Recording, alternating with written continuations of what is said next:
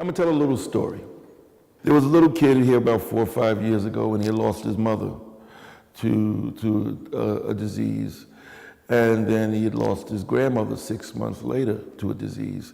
And every Saturday he still came to class and he still was doing art. And one day he ran up to our education director, Meredith McNeil, and grabbed Meredith sort of around the knees and said, Miss Meredith. And she said, what is it? And he said, this is one of the best days of my life. And she said, why? He said, because I'm doing art today. And he's probably grown up to be a slightly different kid because of what Rush did. If we can raise some money for some program to create some opportunity for kids, that's good.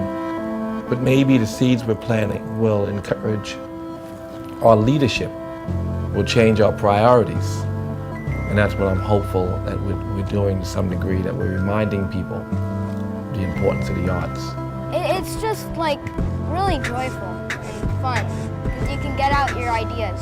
Like when you're feeling like down, it cheers you up. I like watercolor the most, that's because it's like you can do anything with it. I like it because it's a way for me to express myself. Art makes me feel peaceful because whenever I'm feeling, maybe when I'm feeling angry or upset, I know I can pull out a pencil or a paintbrush and some paper and I'll feel better. I can just draw.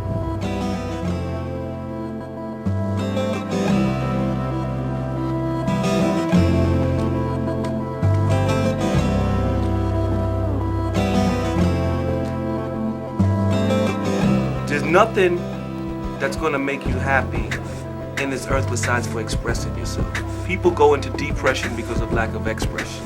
It's really, very satisfying to have so many people come for such a good cause.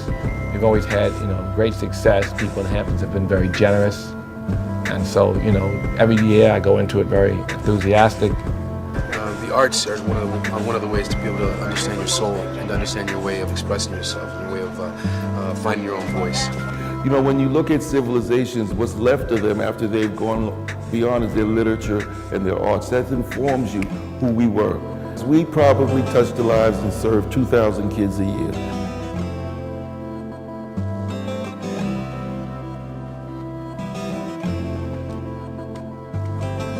And so when you paint, draw, dance, or something, it opens up a whole new world to you, and that whole new world can take you anywhere.